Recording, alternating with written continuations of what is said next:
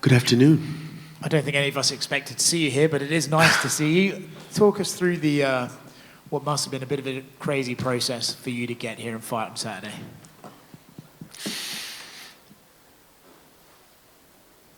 I mean, it's not the first time, you know. And how crazy is it? Same location. So I think this has kind of been my whole career. It's been preparing me for moments like this. After my first ever professional fight, I couldn't get a fight for a long, long time. But you just had to stay in the gym and then hopefully get a fight on a couple weeks and jump in. And so this is what we do. Fighters fight. Now, there is a difference, though, right? Last time you were champion, it felt like the card was on your back, and this guy came in to fight you. This time it's you coming in to fight a guy who everyone's saying is this unstoppable force. Is that part of the motivation? What exactly made you sort of go, yes, okay, I will do this again? I think it's just the opportunity. You know, it's another opportunity to be able to test yourself. It's another opportunity to be able to elevate yourself. And it's part of being a man. It's part of living. You know, you have highs of highs and you have lows of lows. And living is being able to get up and get back on that horse and test yourself like that again. I mean, most people won't be able to guess what my favorite fight is that I've been in. Can anyone guess what that fight is? I'll tell you guess that it's the first Masvidal fight just because of the situation. No. It was the first Covington fight. And a lot of people would say that's the most challenging fight I've had. Obviously, my last two fights. But that fight was extremely challenging because it was just something primal about it. I didn't think about anything. I didn't worry about anything. I didn't care about anything. It was just me in there, just putting my heart and my soul into that fight. There was nothing that could have distracted me that night. And so when you get done with that fight, a fight like that, everyone was like, oh man, you got hit a lot. But it was the most fun fight I've ever had. And so I realized through soul searching, it's just that, hey, that's you only get a few of those moments to be able to experience something like that. So, you know, I want to experience it a couple more times before I walk away from this sport. It's funny, you used a word there, primal. And I think we've seen how Khamzat fights, right? It seems to be on the gas the moment he comes out, and primal would be a good word to describe it. Is that what you're expecting when you get in there with him? Yeah, I expect any and everything. You know, that's what you prepare for. That's what you train for each and every day. And so I'm expecting it. I expect him to come out and do whatever he wants to do and try whatever he wants to do. That's part of this sport. You know, we jockeying for position each and every inch, and you know, whoever's plan starts to unravel, and then the other guy's hand will be raised. He was just in here, obviously asked about you, and he said that this is a fight that he's been hearing about since the moment he got to this promotion. And he said that he sees similarities in you, but I have to say, he also said that you're like the iPhone 5 version and he's the iPhone Pro version. He said you're the older case and he's the new guy coming on the block. Do you see this guy to be this threat that everyone says he is, or do you think, no, I've been around and I've seen this come and I've seen this go? What do you think about him and his terms of where he could go in this sport? I think he's as advertised. He's very tough, you know, very strong. He's big. He can strike, he can wrestle, he can grapple. He can do it all. So can I. You know, so I think he's as advertised. But you don't know until you know. You know, ignorance is bliss sometimes, and I give him all the props in the world. He's done everything he needed to do with what he's been presented with. You know, but you know the iPhone Pro sometimes doesn't fit in certain pockets. You know, you might need just a regular iPhone. They both take good pictures, and they both work just fine. I like that. If you win this fight, you're getting a title shot. And I believe I heard you this week saying you can take one title, go down and take your old title, and then just walk away into the sunset. Him and Islam both sort of suggested that you and Alex are coming here for the money, right? You're getting a big pay jump. But for you, what is the motivation to be here? Is it to show people you can do it? Is it to get money, or is it to get that title back? Do you think I have money? I would say you've got a little bit of money, yeah, tucked away somewhere. Okay. So clearly ain't about the money, you know. And I asked for the fight. You asked for the fight. initially when he was at my weight. Yeah. But, he's missed it, a couple of times now? I don't know how many times. And, so it's one of those situations. I don't really care. It's just, honestly, when I think about it, it's soul searching. It's wanting to get that opportunity, wanting to feel that again. Because if you really look at it, when I was sitting down waiting for a fight, what was everyone saying? Who's he gonna fight? Like, we've seen him fight that guy twice, that guy 3 times. He's beat that guy. He's beat that one. Yeah. People were kind of, what excites us about a fight? Are you excited about this fight? Think so. Kamaru, Alex was in here and he said it's kind of a blessing in disguise because he wasn't putting his body through hell for the 8-12 weeks, and he just gets to focus on himself and comes in, like, obviously he would prefer a full camp, but he is fresh in the head and kind of physically fresh. So I'm curious, do you feel the same way? Absolutely. It's just something, it's such a weird switch that's flipped when you sign the contract. And so before that, you're just training. You'll be surprised. You go into some of these gyms and you'll see obviously you'll see a guy just having his way with other guys. Train. If it's a guy that's preparing for a fight, you're just kicking the shit out of him. You're just doing whatever you want with them. And then the moment you sign the fight, it's like, oh my God, nothing works. It's just a switch that goes off in your head. And so we didn't have to make that switch this time. We was in the gym just, doing what we do. This is our career. We're not just sitting at home and doing absolutely nothing. We're in the gym, we're learning, we're growing. And when the opportunity came, it took a little second to think about it. I'm like, yeah, let's do it. And obviously the last few of your fights, especially the title fights, they've been big fights, but I feel like the buzz around you fighting Khamzat just feels a little different than, rematching Leon or rematching Colby. So I'm curious, just compared to the build-up to those fights, do you feel like more fans are excited for this fight specifically than any of your recent ones? You tell me. I would say so. Then why wouldn't I want to do it? Right. Exactly. I'm curious, do you think you'll feel like an actual middleweight in there or just a welterweight that's not cutting as much weight? That doesn't make any difference. Since the beginning of my career, Henry, in our gym that when I started, he always said the same thing every day. It doesn't matter. Everybody spars everybody. It doesn't matter if you're big, you're small, you're skinny, you're fat, you're ugly, cute. Doesn't matter. Everybody spars everybody. I had to spar Anthony Johnson. I had to spar Anthony Johnson for a lot of my career and his career. So it doesn't matter. And final one for me, obviously, if you do get past Khamzat, Sean Strickland, the rematch that I don't think a lot of people know that you did fight him at welterweight so long ago. So I'm curious, back then, like you were pretty vocal that you saw something in Leon that you kind of assumed maybe you would see him down the road after your first fight. Was there any part of you that after you beat Sean the first time that maybe I would see Sean Strickland again down the road and would be in a UFC title fight? I don't think of it like that. I think of it when I reflect. At that point, I was coming downhill fast. I didn't care who was in my way.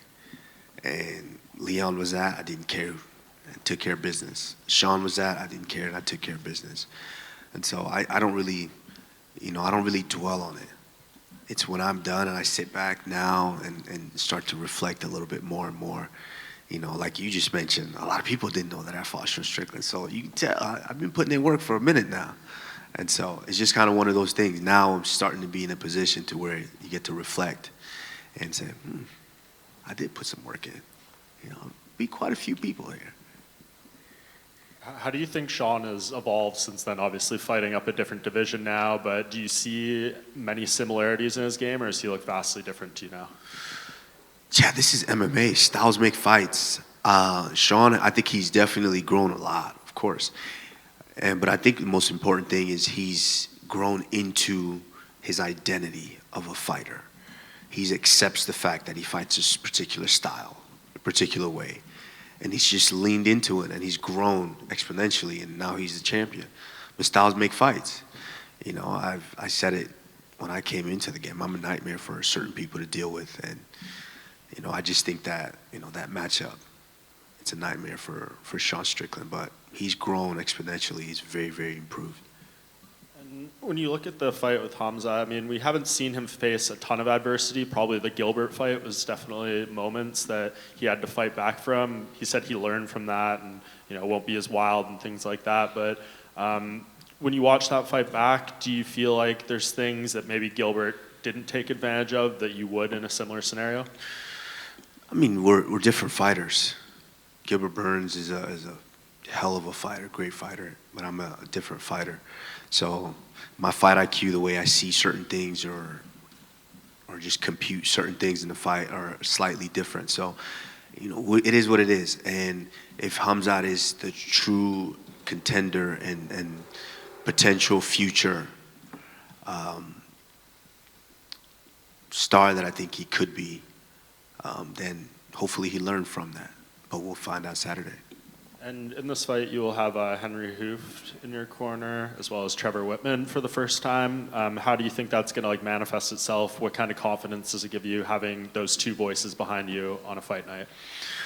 Great confidence. I think, all through life, all through my career, now when I reflect, I'm like, I've always been blessed to be in front of men that pour into me in a certain way, that kind of help push me further in my journey of life. And to be able to stumble into the gym and have a Henry Hooft build the foundation, and then somehow run into Trevor Whitman and meet him to where, you can find a coach that could kind of fine tune and hone into certain things.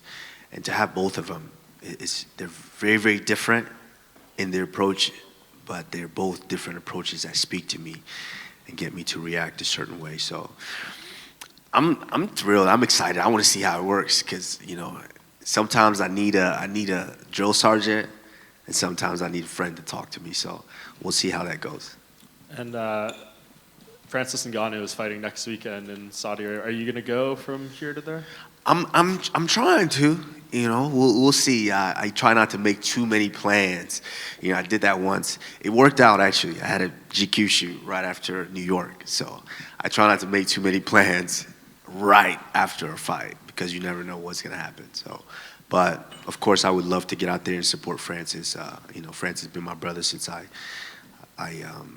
we both got into the UFC. I think our actual first official fight was in the same card in the UFC. So, yeah, I would love to support him. And there's a lot of people kind of doubting him, just like people doubt me and people doubt us. That's life. They doubt us each and every day. But, as long as you're blessed with 2 arms, 2 feet, and you can step in there, anything can happen. And just last thing, if you win this fight, go on to rematch Sean Strickland, win that, there's a whole plethora of other guys, but just seems like Dricus du Plessis is the #1 contender, and you've had words about him in the past. Would that be a fight that you would relish? Absolutely. I don't say no to fights, clearly. So 100% it could happen. I could also go down and take that belt back, so you never know. I mean, what a way to go out, huh? Move up, grab that belt, go back down, grab that one too, throw up some fingers, walk away. And you mentioned going down. Last one from me. If Colby beats Leon, would that be kind of like a weird thing for you to compute, considering you've beaten him twice, and then what happened with Leon? No, like I just told you the plans. Go grab this one real quick, keep it warm before Izzy comes back, and go down and grab that one too. Kamaru, over here. Hi. You boast a 97% takedown defense rate. Do you think Khamzat will be able to take you down? And how do you envision this fight going? Because sometimes 2 grapplers could neutralize each other, but we've seen you stand and trade too. And so we've seen him as well. I don't know. Doesn't really matter to me. Some guys wrestle, some guys don't. I mean, I fought Colby Covington the first fight. None of us took a shot. I fought Leon Edwards. He took a couple of shots. It's like, so it doesn't really check out. It doesn't matter. If he tries to take me down, good. If he doesn't, good. And what do you think of his striking? It's good. Very good. Good striking, good wrestling, good grappling. Good endurance so far. So it's all good. We'll see how it plays out on Saturday. Just one more for me. Colby and Leon, a lot of people feel like Colby's wrestling could trouble Leon, a lot of pundits. You fought both guys. How do you see the fight playing out? And do you feel like Leon could stuff his takedowns? That's an intriguing fight. That's a fight that I'm looking forward to. Just because I'm a fan of high-level fighting, and I'm a fan of both guys. And so that's a fight that I'm definitely looking forward to. Kobe is, styles make fights, and MMA math doesn't really check out. So we'll see how that plays out. But, I think Leon's a bit underrated and just kind of, he's a bit underrated. And Covington as well. I think his striking's a bit underrated too. So we'll see how that checks out for sure. I'll be excited. Thank you. Kamaru, your reign has been considered one of the greatest of all time. Now, coming off 2 losses, it's almost as though people have forgotten how good you are. How important is this fight to get yourself back into the conversation as the welterweight GOAT? It's not that important. Getting in that conversation is not that important. I didn't do this to be in the conversation. I just did this because, one, I wanted to make money. And 2, I love to compete. I loved to compete, and it was just something that burned inside of me to where I always wanted to compete. Even though as scary as it is, even though as hot, didn't matter how high the mountain looked at the time, I just wanted to compete, to try to climb it. And so, it's crazy how quick people forget. You have 2 fights where, if you look at those fights, look at the second Edwards fight. Had I not, at that minute, that kick not landed with a minute left of the fight, we're not even having a conversation. And then the second fight, and that's considered, Leon's the best in the world right now, considered in my weight class. So, and look how close that fight was. So I think it's, people forget very quickly, but it is what it is. I'm not here to put myself in any conversation because for them to talk about. This is for me. This is me getting up there, and this is me putting my heart and soul back out there and figuring out what I really want. Well, throughout your career, you're usually the overwhelming favorite going into a fight. How does it feel going into this fight as the underdog? Never mattered to me whether you're the favorite or the underdog. Means no difference. I still have to get in there and, punch someone's face, and they're going to punch my face. So it never mattered. I think I've been an underdog before. In the Woodley fight, I was an underdog. So it makes no difference. Well, best of luck. Thank you.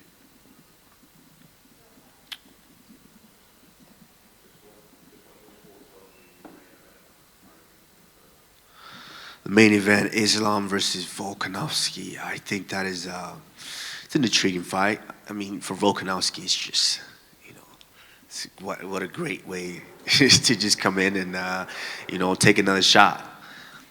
It doesn't affect him in any way. You've already lost to him, so it doesn't, you're just getting another crack at it.